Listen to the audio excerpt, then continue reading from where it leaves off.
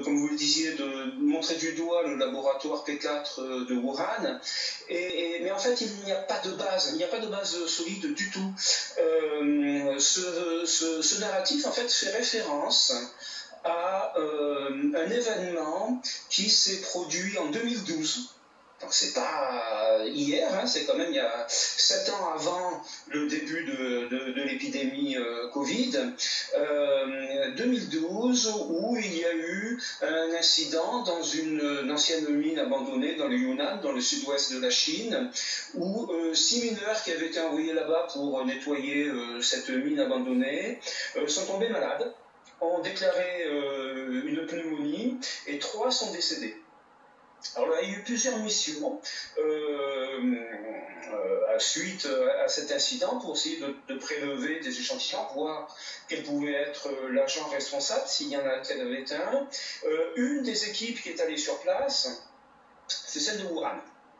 Mais ce n'est pas la seule. Il y en a eu d'autres. Il y en a eu de Pékin, il y en a eu du Yunnan, et qui ont prélevé des échantillons, qui ont trouvé différents virus. Ils n'ont jamais trouvé SARS-CoV-2.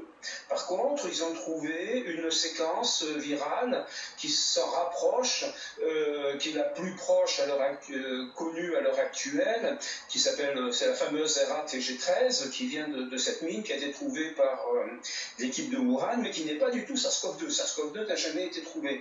Et à partir de là, des personnes ont fait le lien, vraiment franchement artificiel, en disant ils ont été dans la mine où les mineurs sont morts d'une pneumonie et ils étaient de Wuhan, l'épidémie a démarré à Wuhan, donc... Non, mais le fait qu'il y ait quand même un laboratoire P4 à Wuhan, là où tout apparemment a commencé au marché de la ville, c'est quand même à prendre en compte, non? Non, pas vraiment.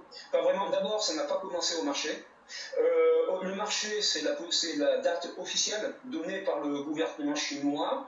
Le gouvernement chinois a décrété que, pour des raisons à la fois politiques et diplomatiques, que ce serait le 8 décembre dans le marché de Wuhan, alors qu'en fait, il y avait déjà un premier cas qui datait du 17 novembre et qui n'avait rien à voir avec le marché de Wuhan. Et dans les tout premiers cas, les tout premiers cas n'avaient rien à voir non plus avec le marché.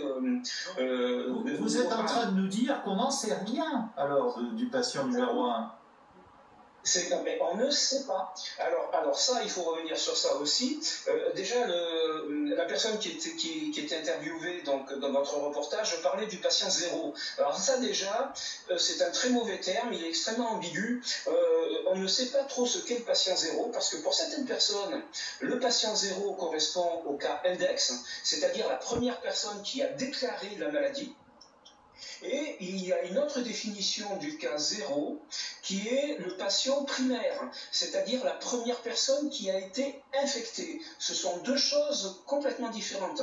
Ce qui est apparu à Wuhan, c'est la maladie.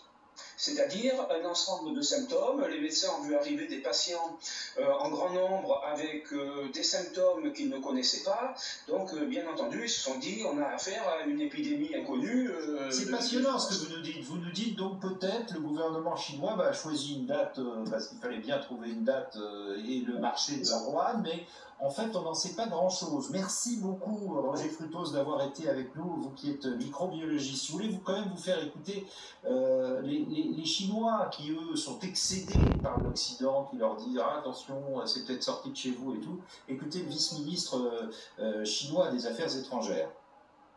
美国却企图让所谓情报人员